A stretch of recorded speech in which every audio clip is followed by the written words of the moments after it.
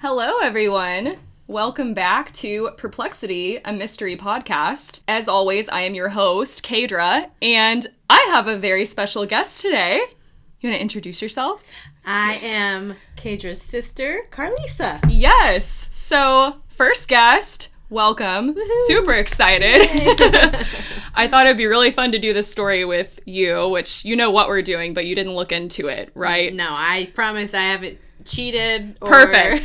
I was like, don't research this because I want you to be surprised. Yes. So, I'm really excited. We've got a great story for you guys today. But first, I haven't talked to you in so long. I know. Everything's been so crazy. You got your lashes done. I got my lashes done. They're popping. Thank you guys. you. See, this is why you guys need to watch the YouTube video.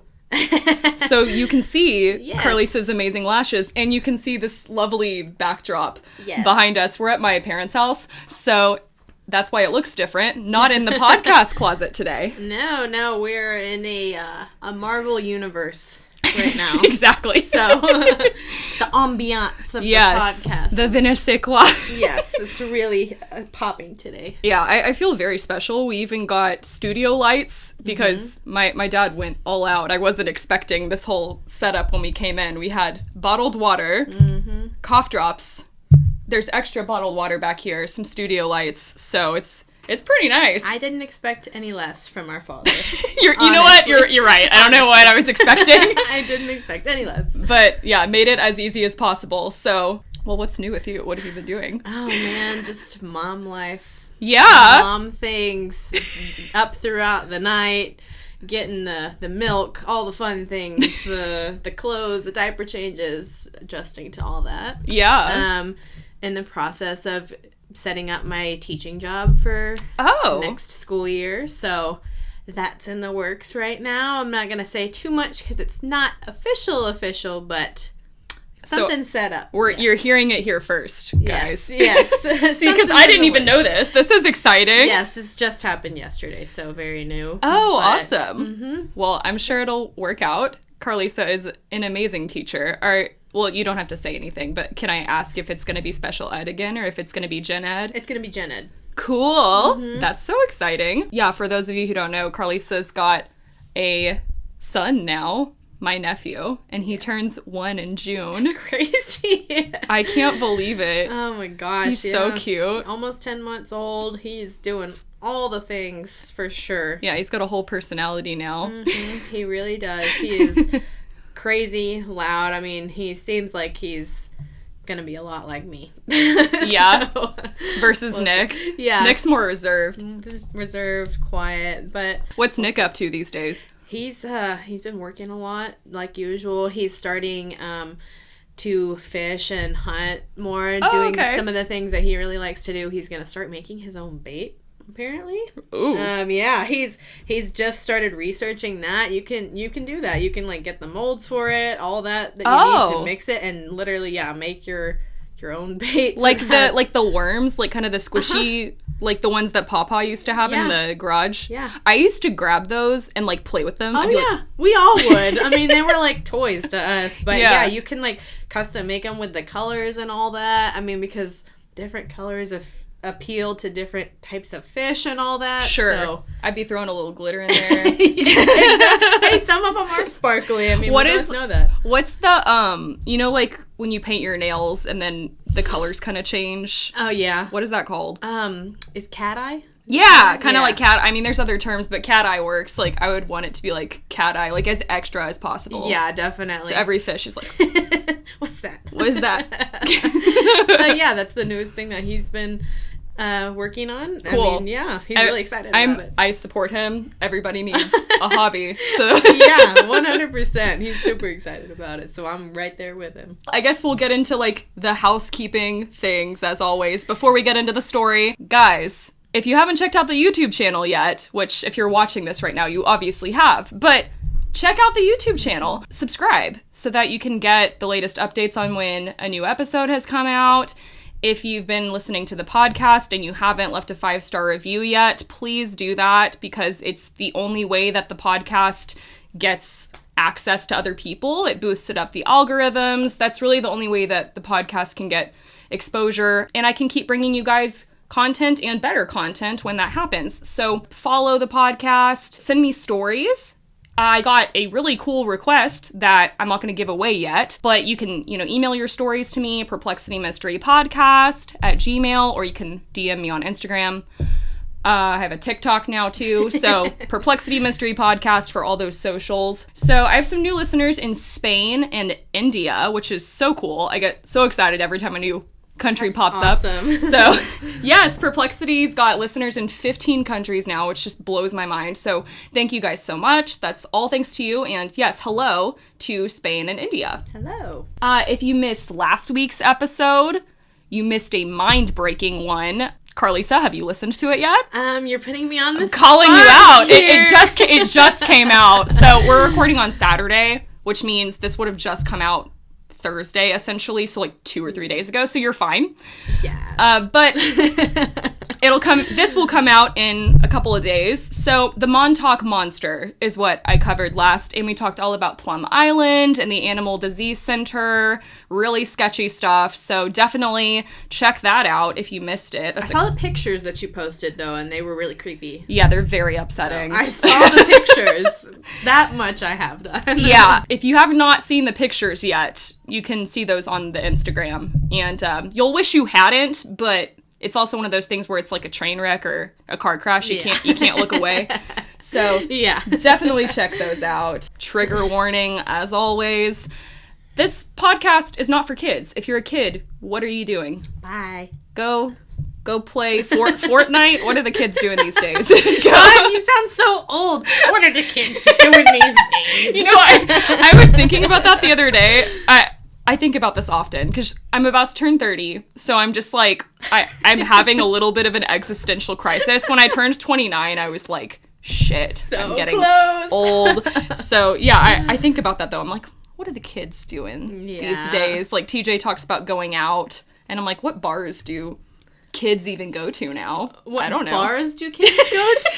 Well, when I say kids are not allowed in bars. When I say kids, I mean like the young 20s. Oh yeah. Okay, gotcha. Like the fresh 21-year-olds. Yeah. Which there's a wide spectrum of what I classify as kids, I guess. But if you're 21, you can listen to this podcast, obviously. Yeah. But I would say if you're like below the age of 15, 16, go do something else. So yeah, there's your trigger warning. Listener discretion is advised, especially if you're below the age of 13. And like I said, Karlisa knows what we're talking about today. I do.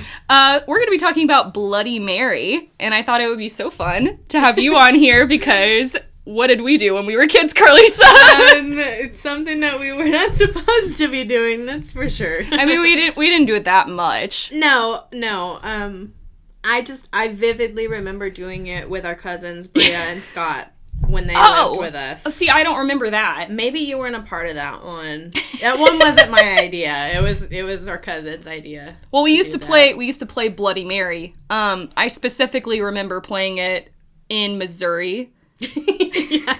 When we stayed at Mimi and Papa's timeshare. Yes. Because they had that bathroom that had the crazy mirror. The mirrors, yeah. Yeah, so there was this mirror where, like, if you looked at it a certain way, you would see, like, 1,000 of you. Mm-hmm. And it would just go back and back and back. So it was kind of trippy, and it could get really dark in there.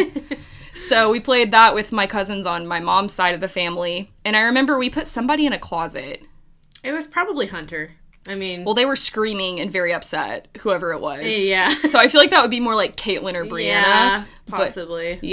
But I don't even know if any of them listen to this podcast. But hi, guys, if you do. Hello. Hey, what's fam. up? Haven't talked in a hot minute. Yeah, so that's why I wanted to talk to you about it, because I thought it'd be fun since we used to play it as kids. Yeah. And now we'll know where it came from. Yeah, I'm excited. I don't know any part of the origin story of Bloody Mary, so we gonna find out. Oh, and shout out to my boyfriend TJ, because he recommended that I cover Bloody Mary. So, and he listens to this podcast. Like, he's really trying to support, even though he does not like stuff like this. Really? Yeah, he's really been trying. So, shout out TJ. Shout out TJ. So supportive. We love a supportive man. We love it. Okay, so most of you are probably familiar with like what Bloody Mary is, the game and the urban legend, but just in case, because I know some people listen from other countries, the urban legend essentially goes that if you go into a dark room and you say the name Bloody Mary in the mirror 3 times, her horrifying spirit will be summoned, and her reflection will replace yours in the mirror.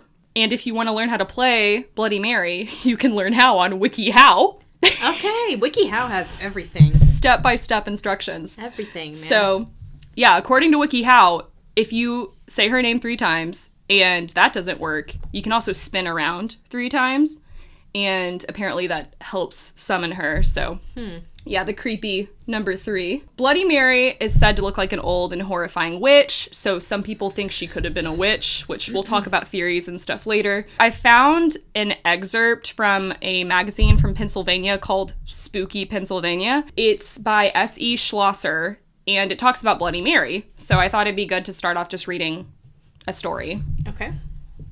I'm ready. All right. She lived in the deep forest in a tiny cottage and sold herbal remedies for a living. Folks living in the town nearby called her Bloody Mary and said she was a witch. None dared cross the old crone for fear that their cows would go dry, their food stores rot away before winter, their children take sick of fever or any number of terrible things that an angry witch could do to her neighbors. Then the little girls in the village began to disappear, one by one. No one could find out where they had gone. Grief-stricken families searched the woods, the local buildings, and all the houses and barns, but there was no sign of the missing girls. A few brave souls even went to Bloody Mary's home in the woods to see if the witch had taken the girls, but she denied any knowledge of the disappearances. And there's actually a theory that we'll get into later that sounds very familiar to this. So just remember this for later. Oh, no. Yeah, it's not good, guys. Oh, no. Still, it was noted that her haggard appearance had changed. She looked younger, more attractive. The neighbors were suspicious, but they could find no proof that the witch had taken their young ones. Oh, I see what's going on. Yeah, which this kind of reminds me of Hocus Pocus. Well, that and Tangled as well. Oh, the yeah. mom in Tangled is using Rapunzel for her youth to make her look younger. Yeah. With her hair. And then there's the American Horror Story. So there's a lot of like plays to this that you'll see in like cinema. So I think it ties to this because the story of Bloody Mary, well, y'all will see, but it goes back to like the 15th century. Yeah. Okay, so let's keep going.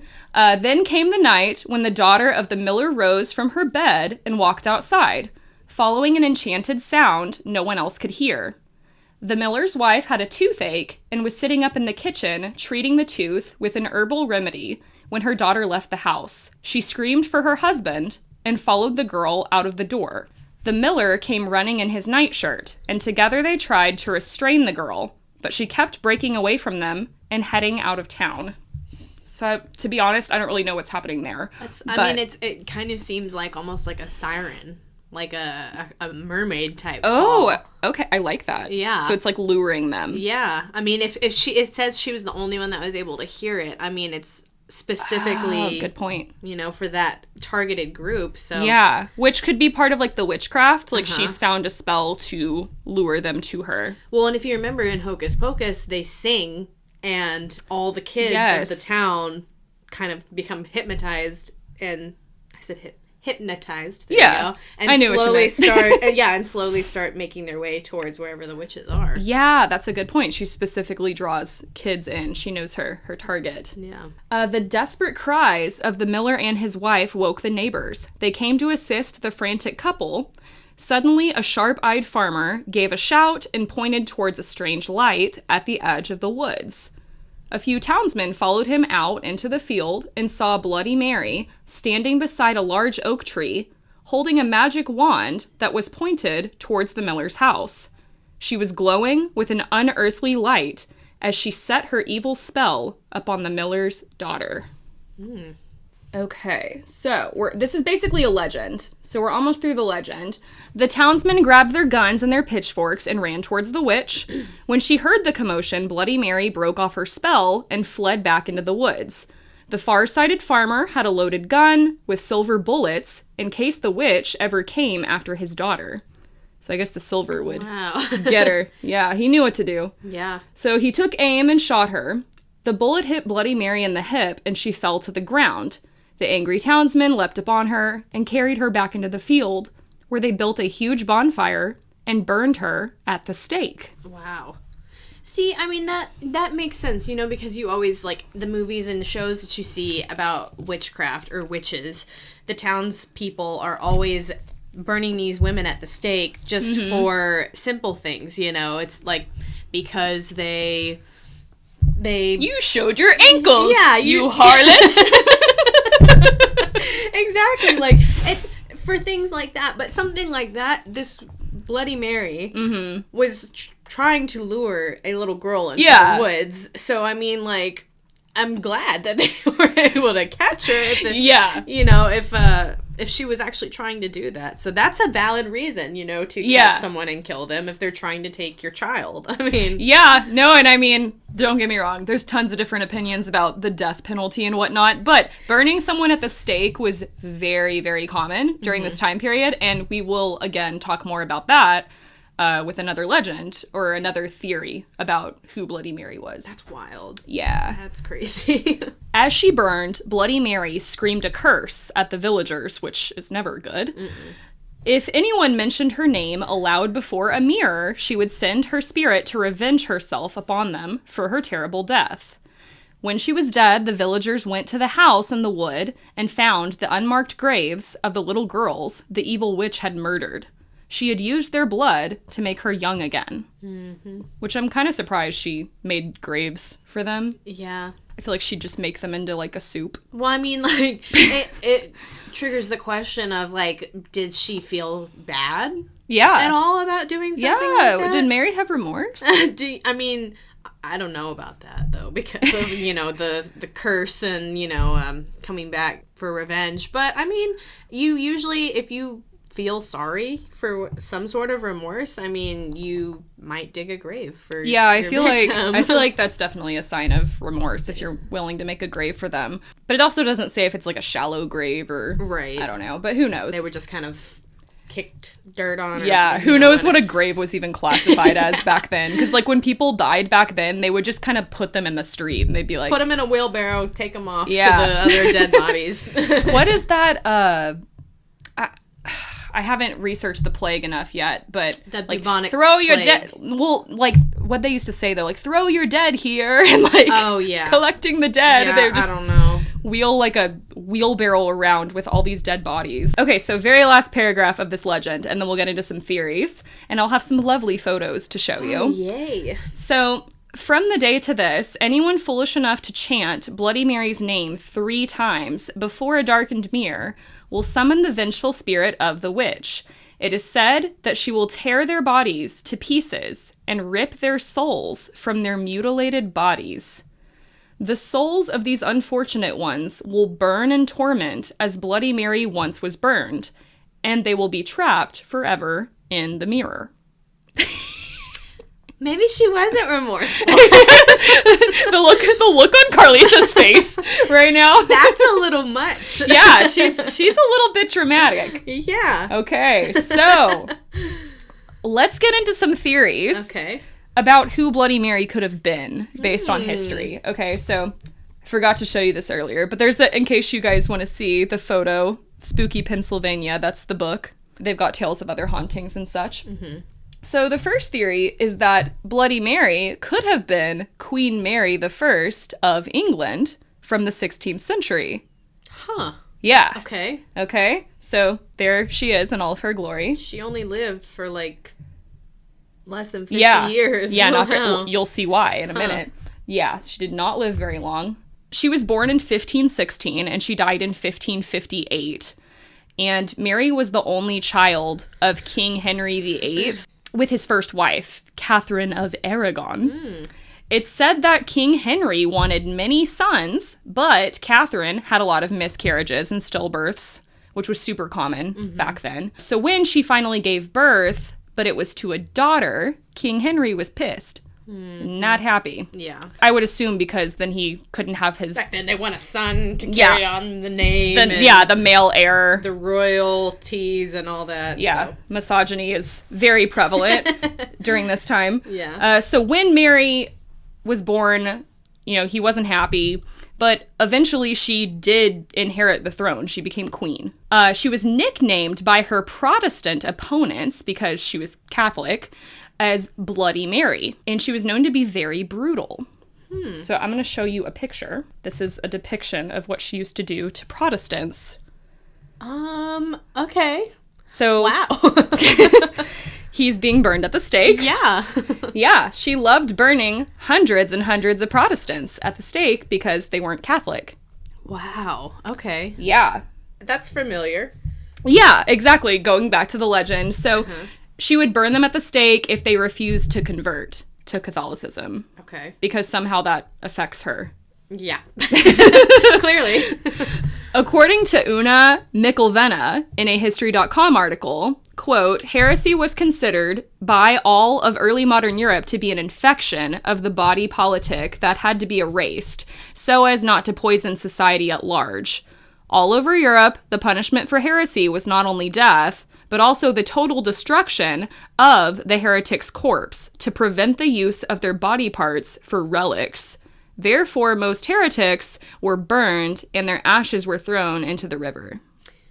Wow. What a way to go, man. I feel like that's a little dramatic. I think so, too. I mean, but back then, there was no such thing as, a normal death. Everything had to be insanely dramatic. Yeah, everything was so over the top. Yeah. Public executions were just, Friday night movie night. Yeah, or, putting your head on a stake or, the hangings for everyone to come and see. I mean, you're right. It was just a common occurrence. Did I send you that TikTok of that woman who's, pretending that she's watching Jesus's crucifixion? If you did, I haven't. Was it a POV type TikTok? Yeah, it's so funny. POV, I'm watching Jesus be crucified. I will look it up and shout her out in the description and stuff because I want to give her credit, but I'll describe it to you really quick because it's so funny. So basically, she's got this blanket wrapped around her like it's a shawl, and she's just pretending to be a citizen watching his crucifixion,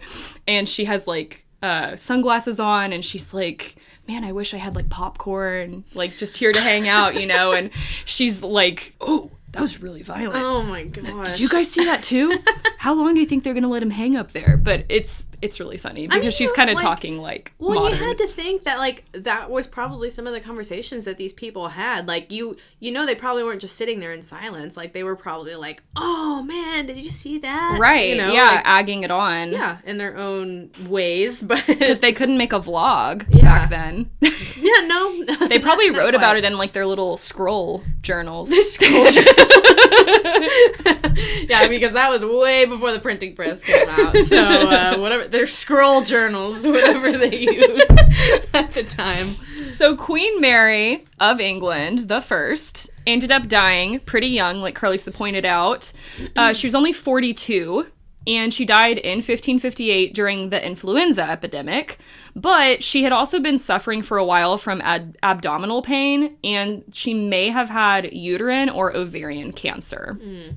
Because of her violent background and her known historical name, some believe the urban legend of Bloody Mary is based on Queen Mary. I mean, if her literal nickname was Bloody Mary, right? She liked to burn people at the stake. I mean, it makes perfect sense to me. And I want to hear your thoughts at the end, too, on, if you think it could be about a specific person, oh, it was for sure about her. Or if you're like me and you think it's kind of a mix of all these stories. I think it's kind of a mix of everything. So next, we get into the second theory that Bloody Mary could have been Mary, the Queen of Scots. Interesting look. Yeah. She's kind of slaying. Right? Honestly. Look at that neck thing. She's got the little... Oh, I have a really great photo for you after this. Oh my gosh, you're going to die. When you see who she's married to, I specifically put this photo in because I knew you were going to laugh. But yeah, she's got that thick lace neck collar thing happening. She looks really normal. Yeah. But when you hear what she did, you're going to be like, what? Man, she she died young too. Yeah. 45? Yeah, like these were all people like in their 40s. Wow. Yeah, did not live long. And again, you'll see why soon. Also, I feel like these, in the order I put these in, they get worse and worse. Okay. So the first one was pretty tame. We're going to get worse and worse as we go. Okay. So the second theory is it could have been Mary, Queen of Scots. She was the former queen of Scotland, and she lived from 1542 to 1587. And fun fact, this Mary was only 6 days old when her father died, and she inherited the throne. Stop. Yeah. A queen at 6 days old. Wow. Right. Look at that. Which I thought, like, King Tut was young. He was not. He was 9 years old. Wow. I didn't know that either. You got to listen to the Mummy Curse episode. Oh, man. Yeah. That's crazy. But this chick was 6 days old. Man, like... Like, what do you do? How do you run a country as an infant? Well, and like, how do you think that would affect you as a person? Being literally born into that. I mean, I just think about, like, you know, about, like, Prince Harry and all that. Like, you see their kids, I mean, because their kids are princes and duchess and duchesses, whatever you call them, they're wearing, like, their royal gear, but they're, like, little tiny toddlers running around and playing in the dirt, you know? Yeah. It's like, that's how I think of it, like, they're royalty, they're special, they're kings, they're queens, but they're children. Yeah, they're it's just children. wild. It's kind of like child Hollywood, in a sense, where it's just, their lives are so different than the typical child. But they still do things that kids do, of course. She was 6 days old when her father died. She inherits the throne. To bring up King Henry VIII of England again, Queen Mary's dad, he proposed marriage between Mary and his son, the heir Edward. So he's over in England, they're over in Scotland, and he's like, hey, you guys should get married. Okay. So this would be to unify Scotland and England. These two weren't, like, cousins or anything like that was, like, going on back then? As far as I know, no. But that was, again, that was very common back then, though, because they didn't want to disturb the bloodline. Yeah, they want to keep their family name. Yeah, and then they wonder why they have stillbirths. Yeah, that's true. Wow. Mm-hmm. All the points are connecting now. Yes, it all makes sense. So on July 1st, 1543, when Mary was only 6 months old, the Treaty of Greenwich was signed, which ensured that when Mary turned 10, she would marry Edward and move to England. 10. What was I doing at 10 years old? I was literally going to ask you that. What were you doing?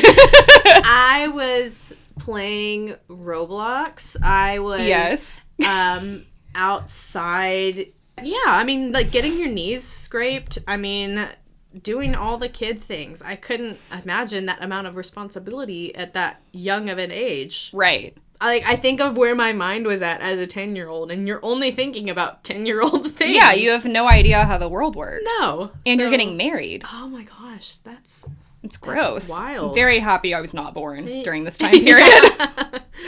So later in 1565, she married her half-cousin, Henry Stuart. There it is. There it is. There we go. I was waiting for it. Lord Darnley, which that's the guy I said I have a lovely picture of. So you ready? Darnley. Lord Darnley. Check it out. Whoops. Oh, man. How fresh and clean. Why don't we bring those back? Man, like... I mean, he probably is so warm. Yeah, like, one to, like, hide your double chin, you know? Like, that's a look. It makes your jawline look really probably, nice. like cuts. Yeah, like, it's like the modern-day tape, you know, that you use to pull back your extra skin. Yeah, those are really common in, like, Asian cultures, right? The taping. Yeah. Makes you look slim. I'm sure people do it in the U.S., too, but that's where I learned about it was, I think, Korean skincare. They, like, tape it back. Yeah, I think that's a look for sure. Yeah, I thought you'd like that picture. Is that like a necklace or like I don't know, some sort of weird suspenders that kind of connect at the Ooh, front? yeah, they like center on the crotch, like just point. It's like one of those things that come down, you know, and cup everything. Oh God, down there. Yeah, I know what you're talking about. Yeah, like the weird Nacho Libre kind of situation. We don't see the bottom half of this picture, so maybe he could have had their version of OnlyFans back then. Gosh. So he was her half-cousin, our friend Lord Darnley. Mm-hmm. But it's said that Mary wasn't happy, shocker, in this marriage. Wow. Yeah. Why? Married at 10 years old? I mean, range. To her half-cousin? I don't understand why she wasn't satisfied. Sounds like the perfect life to me. What a match made in heaven. So, she wasn't happy. And in 1567, there was a mysterious explosion at Lord Darnley's home, and he was found murdered in the garden. Oh.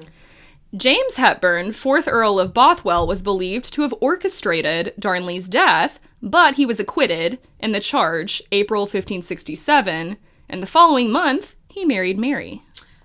Wow, how convenient. So some people believe that Mary, Queen of Scots, was involved in orchestrating his murder. I mean, it only makes sense. Yeah. Have you do the dirty work, then we get to get married. Mm-hmm. It's a win-win. Her hands are clean. Yeah. They're not bloody. Ooh. So authorities turn their attention to Mary. So they start suspecting her after this. And she flees. She sought asylum with her cousin, Queen Elizabeth I. So here's our photo of the two of them. So there's Mary, Queen of Scots. There's Queen Elizabeth. Why does everyone look the same? Like, back then, like, they just... No eyebrows at all, first of all. Like, ghost white. Like, that's a face that I would see, like, in my nightmares. You know? Like, just all black around the background, and then just that face, like, floating somewhere. That's terrifying. That sounds very upsetting. They all look the same, though. Yeah, no, they really do. And a lot of them wore wigs back then. Like, that's not even their hair. Yeah. They were cousins. She sought asylum with her, but Queen Elizabeth was a little rat. She was not having any of this, and she turned her in. So, Mary... Wow, they didn't get married, though. I mean, those cousins didn't get married, so, Who, Elizabeth and Mary? Yeah, I mean, they're cousins. It's a thing. They get married to their cousins. No, she They weren't progressive enough back then for that. She didn't want to marry her. She wanted her title, probably. So she gets turned in. Mary was imprisoned for 18 years, and she lived out her years confined in castles and manor houses. So it wasn't like typical prison. She was just stuck in a castle. Like house arrest. Yeah. And she was eventually found guilty of attempting to assassinate Queen Elizabeth after letters were discovered implicating Mary in a plot to overthrow her. So Mary was charged with treason and sentenced to death, hence why she didn't live very long. Gotcha. So on February 8th, 1586, 44-year-old Mary was beheaded at Fotheringhay Castle. See, nothing boring, man. Just beheaded. Yes. Another day. Well...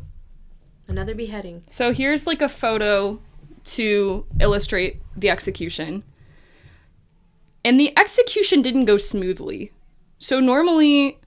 they take these, big-ass axes and just down and it's done. But it wasn't a clean cut. Her head didn't come off. Oh, my gosh. So the guy doing it, I guess the axe wasn't sharp enough or he had bad aim. Oh, but, my gosh. So this is where the Bloody Mary term comes in, okay? Oh. Yeah. So... that's horrible. Yeah, the first blow from the axe actually missed her neck and struck her in the back of the head. Oh my gosh. And head wounds bleed a lot. Yeah. Like, even if you just... like, I remember... okay, backstory. You remember when I was playing dodgeball in, like, 4th or 5th grade, and that guy and me went for the same dodgeball? Yes, and was it the tooth? His tooth. His tooth? Yeah, he ran towards me with his mouth open. And his tooth, like, cut the top of my head. And I think he ended up losing his tooth. But, like, the weirdest freak accident ever, right? Yeah. But my head was bleeding so much.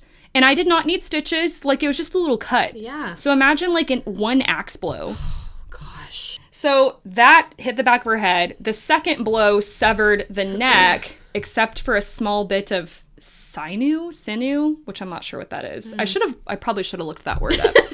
Sinew.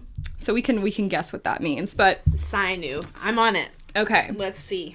You can keep reading. My guess is spinal cord, maybe, but I don't know for sure. Okay. So the executioner cut through, using the axe, through the sinew, I guess, on a third try or something. Okay, so sinew is a piece of tough, fibrous tissue uniting muscle to bone or bone to bone. Oh. So it's a tendon or ligament, basically. Oh, okay. I've just never heard that term before. I haven't either. It must have been like an old... Could be. Type term. It sounds like a stew.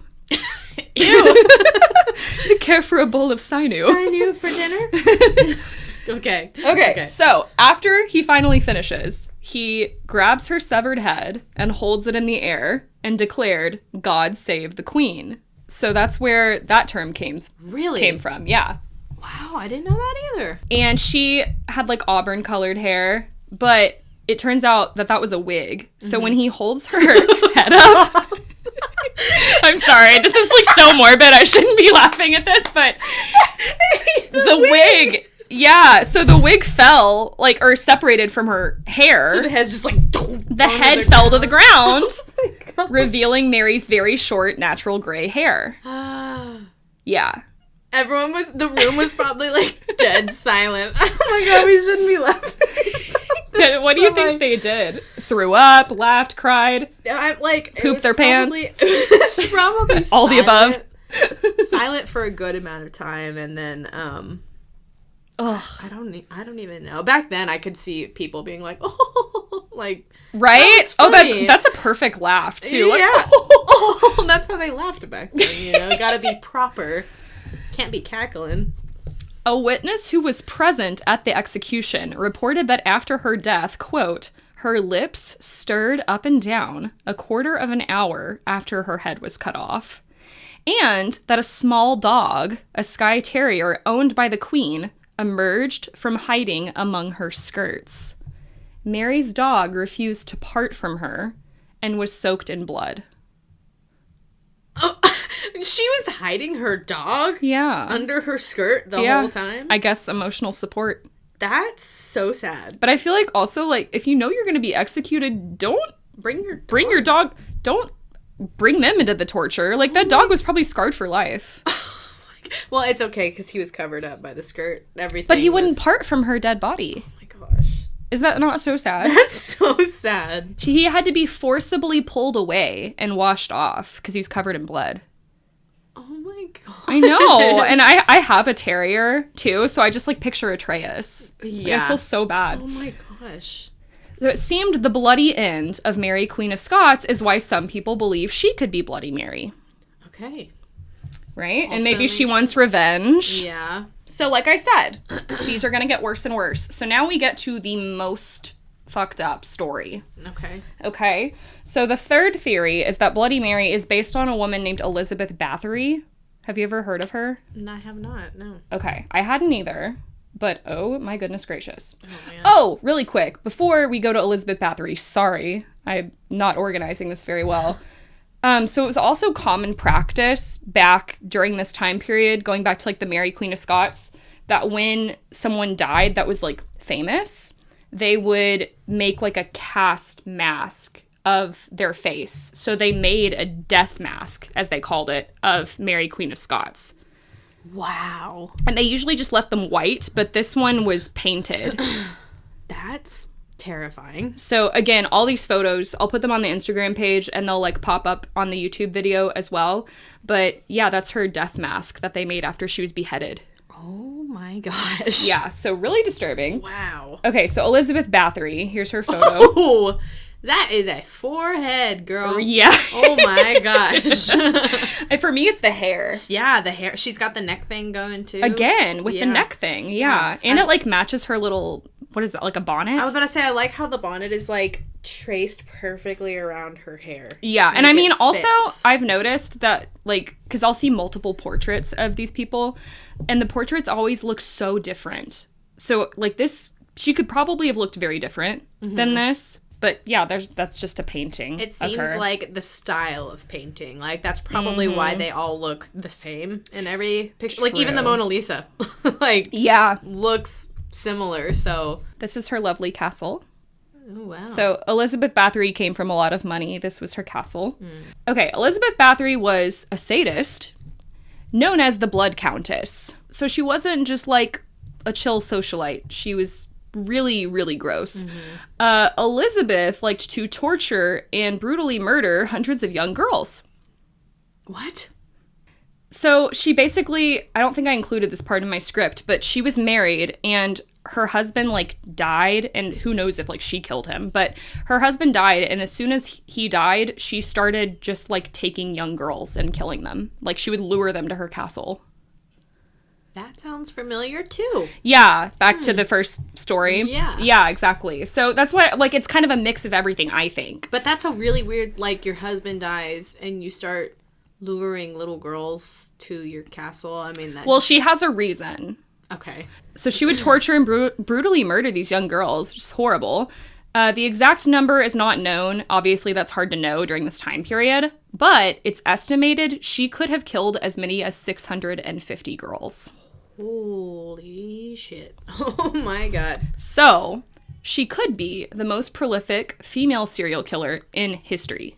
Yeah, I mean, I don't think I've ever seen a number even close to that high. Right? And I mean, back then, I'm sure it was easier to get away with. I mean, obviously, we know that people in power already today get away with so many things. Oh, girl. Back then, I couldn't even imagine, like, someone who was in power. I mean, obviously, they're able to get away with a lot. Well, and, like, she wasn't a queen, but she was wealthy. Yeah. She was, like, an aristocrat, yeah, basically.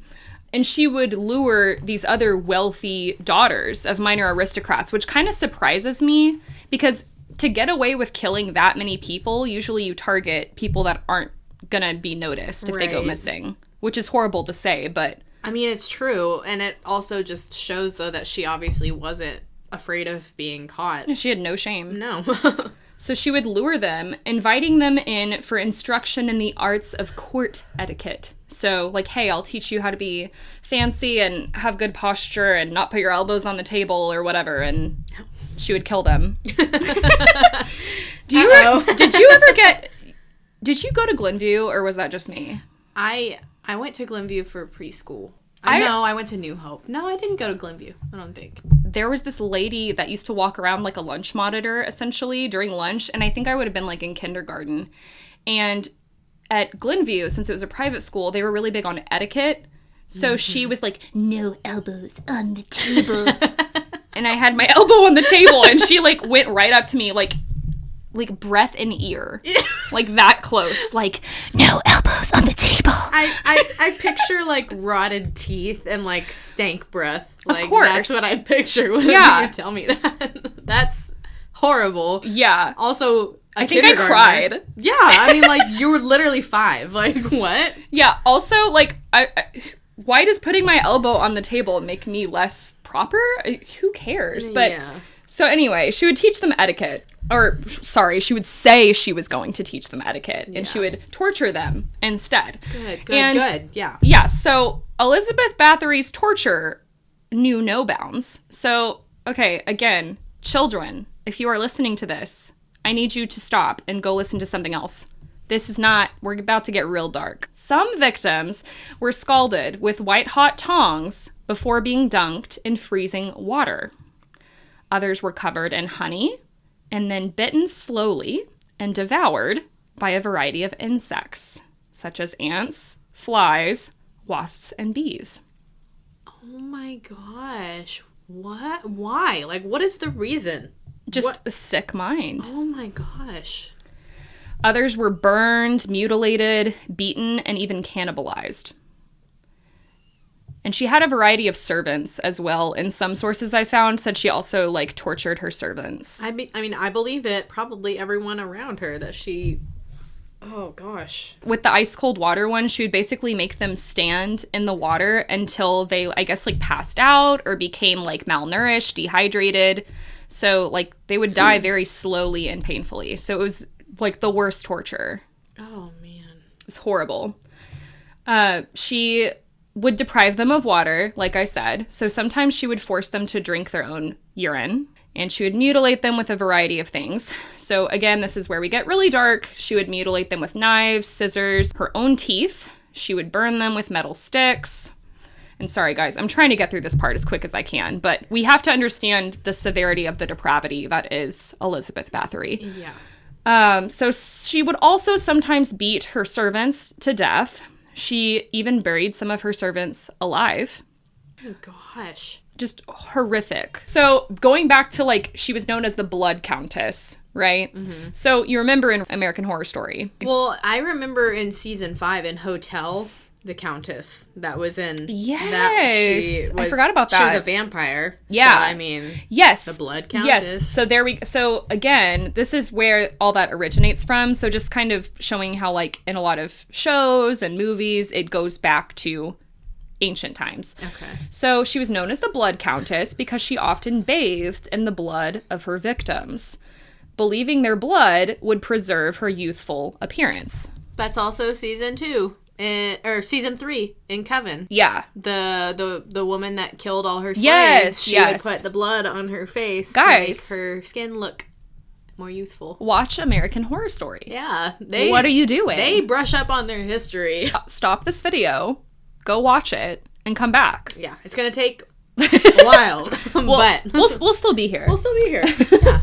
Let me show you a picture. So I think this is in a museum. So that's supposed to depict, like, her bathing area. Yeah. Oh, my gosh. She was, like, the OG vampire.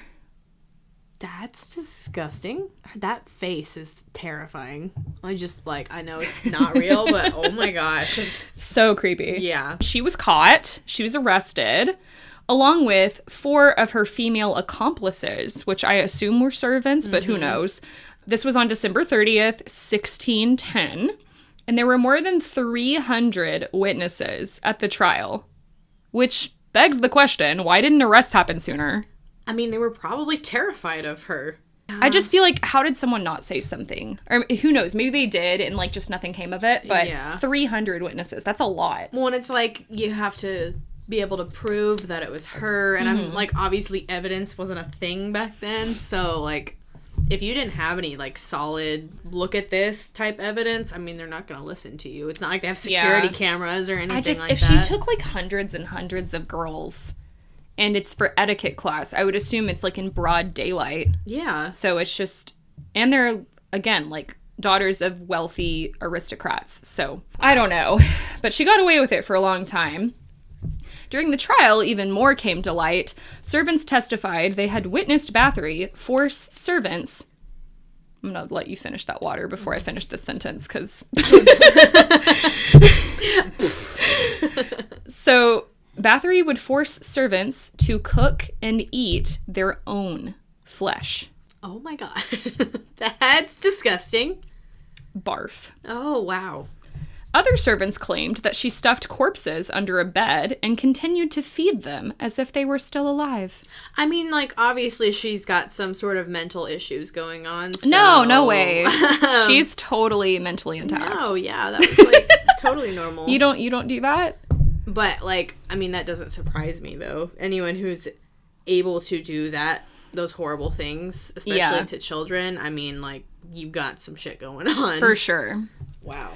One servant claimed that she forced burning rods into the mouths and even vaginas of the girls that she tortured. Stop. Oh my god. Again, her torture knew no bounds. Oh, and I'm sure she did. I'm sure she did way more, but this is what I could find in my research. Man. So, Elizabeth's accomplices were tortured and burned at the stake. Very well. Yeah. Okay, don't read. What do you think happened to Elizabeth? Did she get burned at the stake?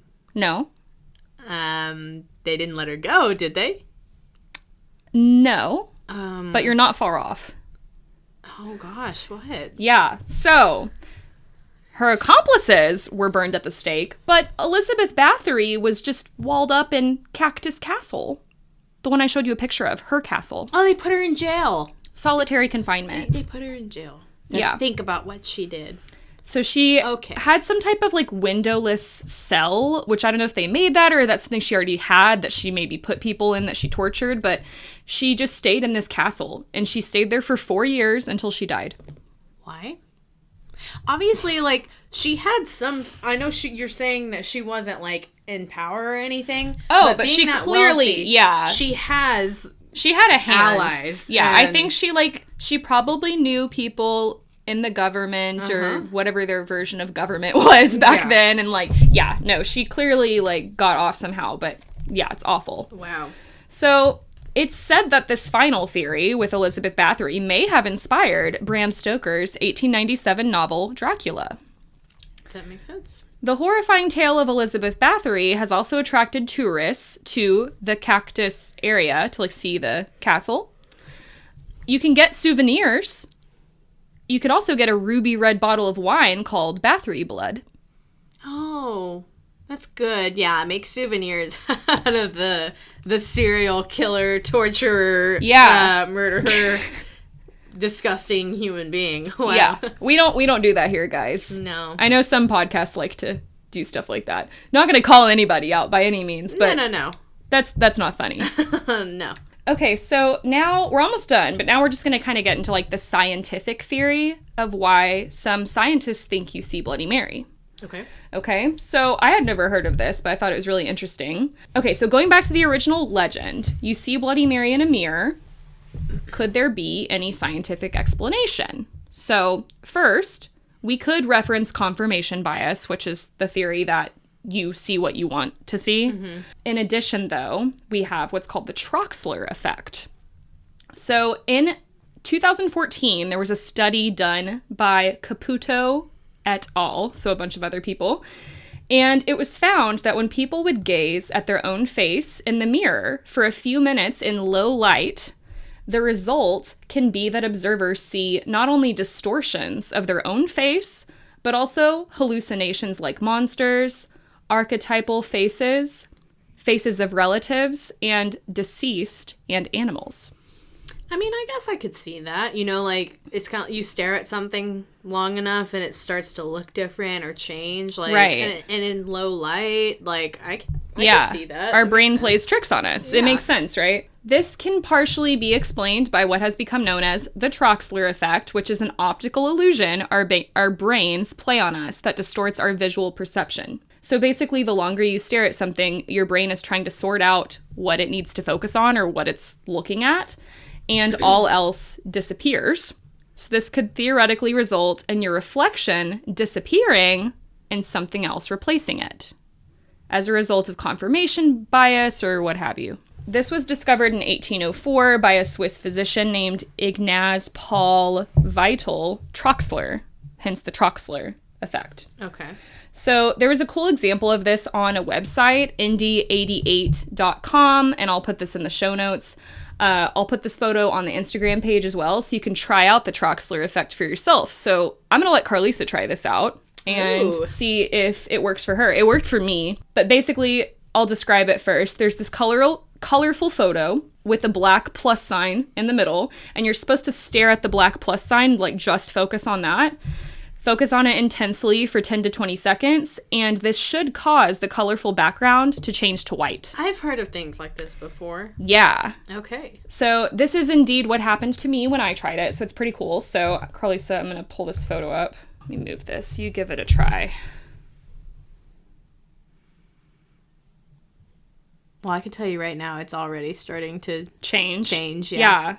That didn't even take, it's white. Yeah, for me, it, kind of slowly changed, and then it was completely white. I see, yellow around the outside, but that's it. Everything else is white. Yeah. And then I looked away from the plus sign, and it's all back now. Right. Wow. Yeah, that's so crazy. Our minds are so crazy, right?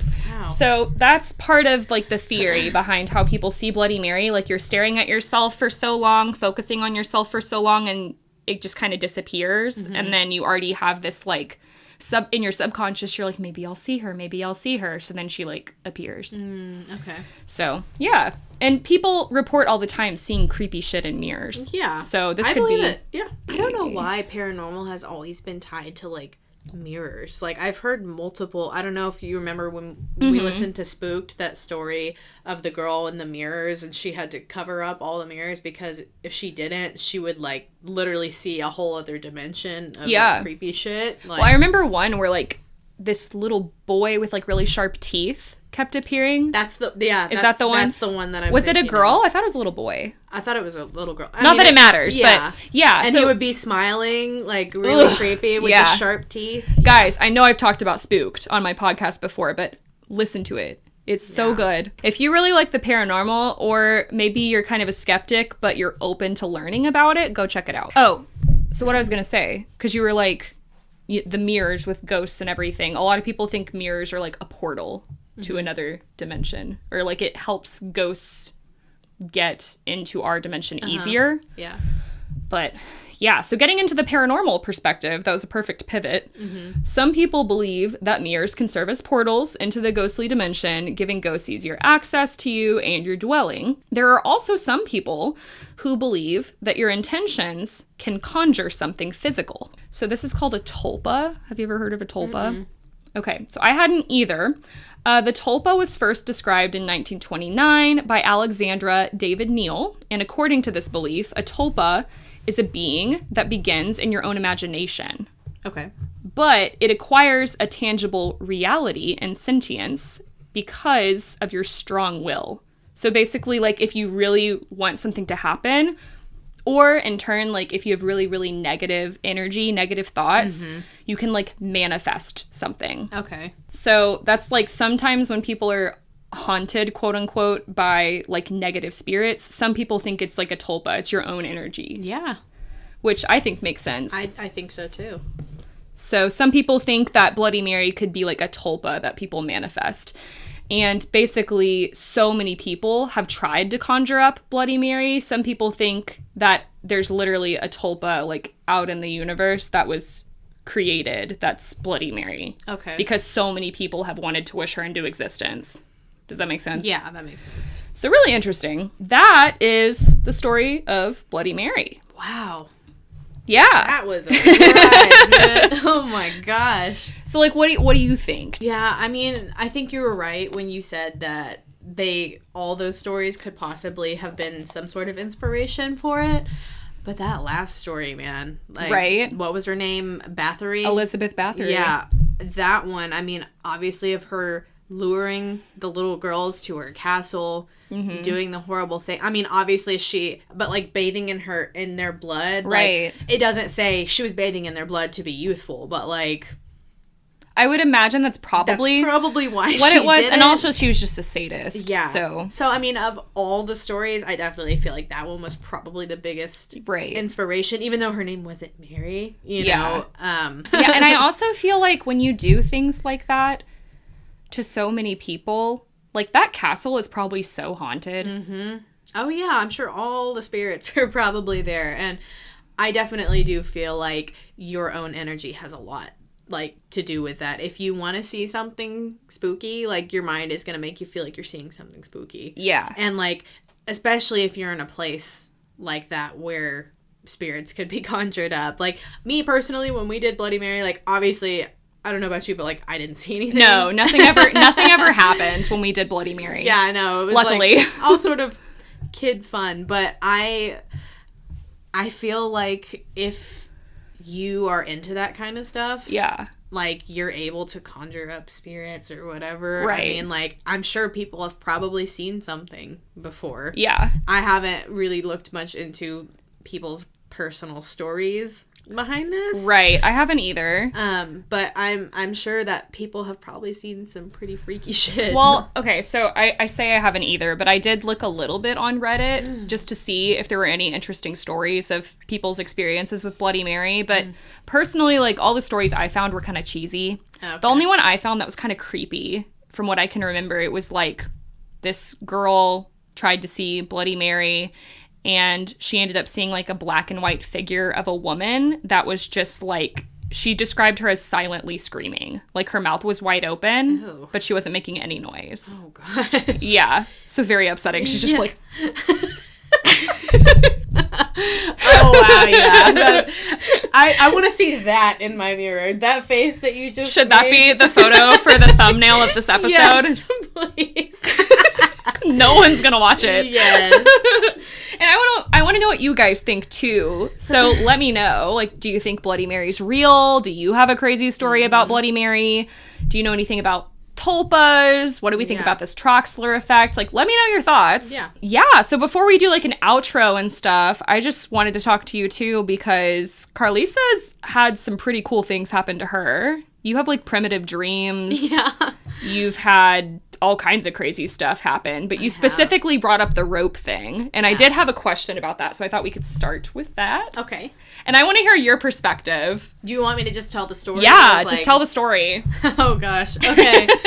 So, I was in 4th grade at the time, and me and my neighbor, we were playing outside. He had a rope. 2 rope swings in his tree, actually. One side was a really thick one, and then the other side he had, like, just put it up last minute. It was like this little thin, tiny blue rope, and then he tied a piece of wood to the bottom of it. Okay. So you could sit on it comfortably, which I liked because the other one, you know, it just had the knot at the bottom. So he made this? He made it, okay. Yeah. I didn't know that. Yeah, he did it himself, and, like, me as a 4th grader, I'm like, this is totally fine. Like, so safe. Put all my weight on it. Like, the width was probably of, like, a dime. So it wasn't a thick rope. So I'm swinging on it. We're taking turns back and forth, pushing each other. And he's like, let's do something fun. Like, I'm going to spin you. And then whenever I let you go, like, you're going to obviously spin back the other way really, really fast. So he does. He's spinning me and spinning me. You know how when ropes start to spin, they twist they start to knot up a little cinch. bit. The more and more that you're spinning it. I think we had done it a couple of times before this actually happened. Mm-hmm. So he goes back to do it again. The rope starts to kind of cinch together. Yeah. And then all of a sudden the rope snaps. And it catches me by the top of my head on my hair. So at this point, I'm hanging from the tree by my hair. Probably, 2 or 3 feet above the ground? Yeah. And my friend was short. I mean, you knew him. He was a tiny kid. Yeah. So he tries to hold me up on his shoulders. That's not happening. I'm screaming bloody murder at this point. I think you were even higher up. Yeah. Like, probably 4 to 5 feet. I was really high up. Mm-hmm. Yeah, you're probably right. Because of the shoulder distance. Yeah. And so I remember him saying, I'm going to run inside and get some scissors. I'm like, that's his first thought process. Bye! So I'm alone, hanging, like, in this tree, screaming at the top of my head. Which is what I heard. Yeah. So all of a sudden, out of nowhere, this woman, it's actually these 2 women, I see them appear on the corner of the street. And one of them runs over to me. And I remember her having long blonde hair. She wore a gray and black striped shirt. And she held me up on her shoulders. She didn't say a word the entire time. That's what I was going to ask you, is if she said anything to you. That was my question. She didn't say anything at all. And I can't even remember her face. Like, yeah. Obviously, I'm kind of hanging from a tree, so I'm, like, not going to remember many details. But I remember her holding me up on her shoulders. I don't even know how much time passed from then. It was, like, not even a minute. It was not even a minute. It was so fast. And then all of a sudden, Dad and his church, and the entire church group that was over at the house were over. Yeah. His dad's friend put me on his shoulders. I remember him telling the girl, thank you, sweetie, we got it. Yeah. And put me up on his shoulders. Dad climbs up on top of the tree. Yeah. To cut the rope down. That's right. And as soon as I was transferred from her shoulders to the man's shoulders, she was gone. Yeah. And I remember, like, looking up and down the street. I looked where they came from. I looked on the other side of the street. She was just gone within that instant. Yeah. I wasn't focused on that at that point because they cut the rope down. Mom starts unwinding the rope, and there goes all my hair. And just poor little bald spot. In my anxiety attack. Yeah, your anxiety attack. I think Dad was like, Kaydra, shut up. Because he's trying to keep my sister calm. Because, like, so the rope had, like, completely, like, embedded this big chunk of her hair. Like this. So as he starts unraveling it, all of her hair is coming out of this rope. All the hair that's been ripped out. Mm-hmm. And so as he's unraveling the rope, I was like, oh my God! Oh my God! Look! And so I'm just making my sister even more scared. And so my dad was like, Kaydra, shut up. Are you kidding? Like, stop. Yeah. But I remember hearing you scream. So basically, a little context, like Karlisa said, my dad had friends over for a church group, and she's literally at the neighbors across the street in the front yard when all this happened. And I was in our backyard with my friend Julissa, and we heard, like, this blood-curdling scream, which I think is when your hair got caught. Mm-hmm. But it didn't sound like Karlisa. And I ran to the fence. I'd never screamed that loud before, probably. But it didn't even, it sounded like a woman. Like, really? That's how, yeah, it was like guttural. Like, it was scary. So I ran to the fence in the backyard and like peeked my head over, and I just see my sisters, like, from the back, hanging from a tree by a rope, and it appeared to be like around her head, neck area. So I'm freaking out. And I ran through the house, told my parents, I'm like, Karlisa's hanging from a tree, blah, blah, blah, whatever I said. And then, like, within seconds, because it's just right across the street, we were all in the yard. Mm-hmm. And it's so weird, too. And so the reason I was going to ask you this question is, like, if you heard her talking, is I was at a book club recently. And, yeah, I started going to a book club. Mm-hmm. And I'm trying to read more, you guys. We were talking about... We got into the paranormal, and the topic of angels came up, and so I told them your story. And it's so interesting, too, because my sister just described this angel or this woman, this ghost, whatever, to you guys. I saw someone completely different, as did my dad, as did my mom. Like, we all had very different descriptions of her, which is so wild. And the same thing in that we all saw her holding you, like, by her shoulders, kind of struggling because she was short, and then she disappeared. Yeah. So we all had that, but her physical description was different. Yeah. Well, and I remember when we figured it out, it was later that night, and we were all kind of just gathered in the living room just talking about it. And I think it was Dad that was like, oh, thank God that girl was there to, like, hold you up to relieve some sort of, you know, some of the pressure. Yeah. And I was like, and I can't remember how we got into physical descriptions, but I was like, I think I referred to her as that blonde girl, and Mom was like, no. Yeah. Wasn't blonde. Yeah, she wasn't blonde. I was like, I literally saw her holding me on her shoulders. Yes, she was. Yeah. I think Mom said she had, like, short, dark hair or something. Yeah, like, and I saw a short Hispanic woman with her hair pulled back, and she had a baby carrier. Like, she was pushing a stroller. Yeah, I remember that. I remember seeing the stroller. Okay. But she didn't take it with her. Well, and you said she was with someone. She was, yeah. I don't remember that. I remember she was by herself pushing the stroller. Yeah, she was with someone else, and the other person and the baby stroller stayed on that corner of the street. Remember where the stop sign was? Yes. That's where they stayed. But, like, my thing is, if this person was a real person... Right. Usually you'd stay, hang around a little bit, kind of make sure, like, okay, is everyone okay? Are you good? No. And she didn't say anything. Didn't say anything. And, like, so that's why I asked you, because I don't remember her saying anything. And this is the other thing, is, like, you guys don't know what our street looked like, but... There's no way that she could have disappeared that quickly because we weren't, like, on a corner. Like, there was at least, I would say, like, maybe 50 feet. Yeah, from the house to the corner. And then, obviously, if she went the other way, it would have taken her, like, a block or two to get around a corner. So we would have seen her, like, kind of at least jogging or walking to where she was before. Yeah. I looked at the other end of the street, like I said, just...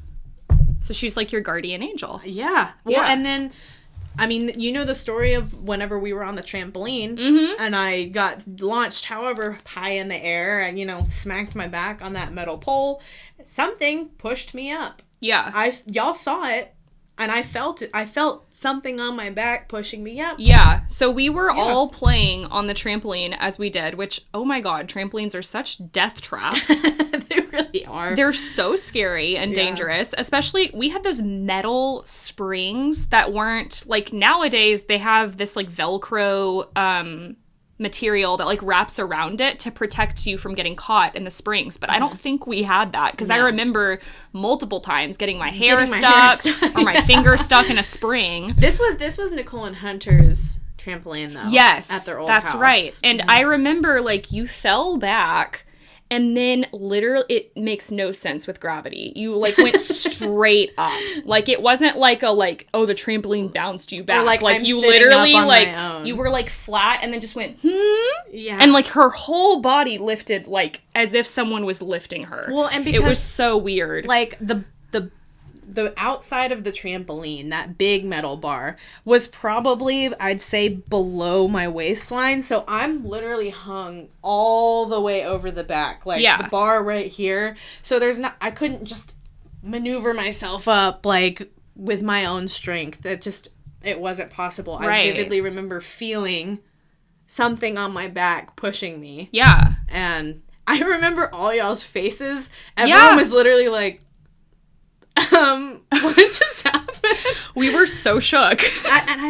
Oh man, I wonder if they remember that story. I think you have someone looking out for you. I think so too. Karlisa's my little sister, for those of you who don't know, and she played the part very well. I did. She loved to play pranks. Yeah. Loved to hide things. Mm-hmm. And our birthdays are very close. So we're both Scorpios. Mine's November 4th. Yeah, mine's November 8th. 4 years and 4 days apart, you guys. So, you know, 2 Scorpios in the same room. I mean, like, now that we're older, you know, like, we're able to connect, you know. Oh my gosh. But when we were kids. Oh my gosh, we did not get along. Our poor parents. We didn't get along until I was like 16. Yeah. We fought all the time. Yeah. it was so bad. But then we, like, were roommates for a while in college, and now my sister's one of my best friends. Yeah. So. Yeah, love you. Well, any other stories you want to share? I don't think so. You don't want to talk about your dreams at all? Which ones? I mean, you don't have to go into detail if you don't want to, but basically, my sister has dreamed that things would happen, and they have happened, not long after. Well, my boyfriend in high school at the time, I had the same dream every single night for 7 days.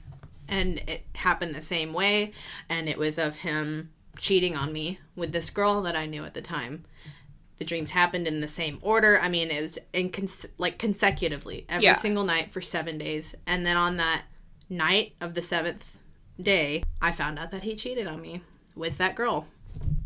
And it happened the exact same way that it happened in my dream. Mm-hmm. That little rascal. Yeah. We're not going to say his name. Shout out. You know who you are. I have had a dream. I didn't get that. Could you try again?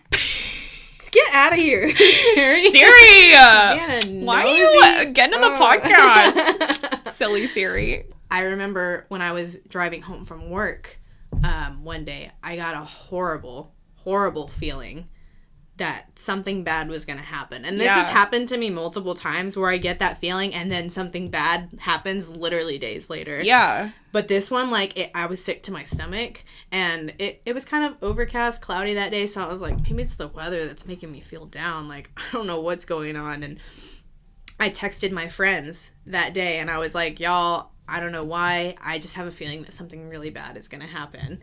And they were like, you know, could it be anxiety? And I'm like, I don't know. I don't know why, but I'm telling y'all, like, I feel like something bad's gonna happen. And that same night was when George Floyd was killed. Oh my gosh. And all the protests, the chaos, everything started happening after that. Yeah. And that was that in February of 2020? It was 2020, and I want to say it happened January, February?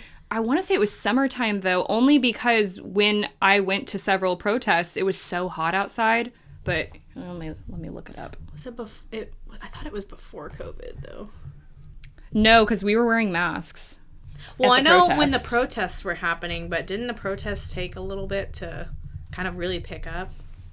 I don't think so. Oh, it was May. Yeah. Okay, May 25th, 2020 was when George Floyd was murdered. Yeah. So, and I didn't remember this at all until weeks later. I was looking through my messages, and I was like, wait a second.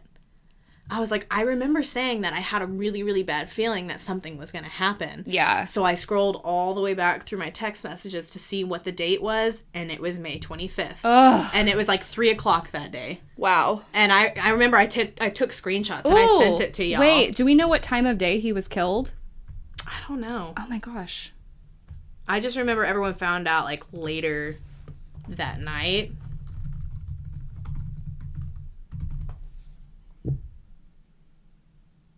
Well, he was pronounced dead at 9:25, but it doesn't say if that was morning or evening. Yeah. But PM. Yeah. Okay. I remembered saying that to my friends, and I went back, and sure enough, it was that same day. And you had nothing happen to you that No, day. nothing happened to me. But, like, obviously, we know the state of the world at that time, even still now, like, just really dark. Absolutely. So many things going on. 2020 was so bad. It was horrible, and and that was even before the election, like, don't get me started. All that chaos, like, but yeah, just premonition. Yeah, that's the best way I think I can describe it is Karlisa has, like, a gift. Like, she has premonitions, for sure. Bad feelings, bad vibes. You pick up on, like, bad auras in people really well. Yeah. Dreams. And then something happens that's, like, very close to what she dreamed. So, yeah, it's really interesting. Yeah, I mean, it's a pretty cool thing to have, but at the same time, it's also, like, kind of not. Yeah, not fun. It makes my anxiety go. Yeah, no, that would make my anxiety go up too. Yeah, there have been several times where I'll tell Nick, I'm like, I'm getting that feeling again, and he's like, it's okay. He'll have to kind of talk me down, just calm me. And then sometimes, like, I get those feelings and nothing happens. Yeah, so, like, that's true. It's that you know of. That I know of, yeah. Who knows? Maybe you're having that feeling, and because bad things happen to people all the time. Yeah. Maybe every time you have that bad feeling, something else is happening. I hope not. Whoops. I don't know. I mean, I'm just saying. Yeah. It makes sense. That's true. All right. Well, I think that about wraps it up. Yeah. So, first guest on the podcast, you guys, and this one is going to run longer, of course, because we had a lot of interesting things to talk about. But if you guys are still listening, wow, thank you. Thank you so much. Hope you guys enjoyed it. If you did, tell the world about it. Yes. Share with your friends. Hop on whatever app you're listening to. Leave a 5-star review. Seriously, it helps so much. Subscribe to the YouTube channel so you can see our lovely faces. Follow the podcast. Send me stories. Perplexity Mystery Podcast at Gmail, or DM me on Instagram. Follow me on TikTok. Follow me on TikTok. Perplexity Mystery Podcast. Thank you guys so much for listening. You guys are great. This has been so much fun. Yes. Thanks for coming on the pod. Of course. Anytime. And I will talk to you guys next week. Bye. Bye.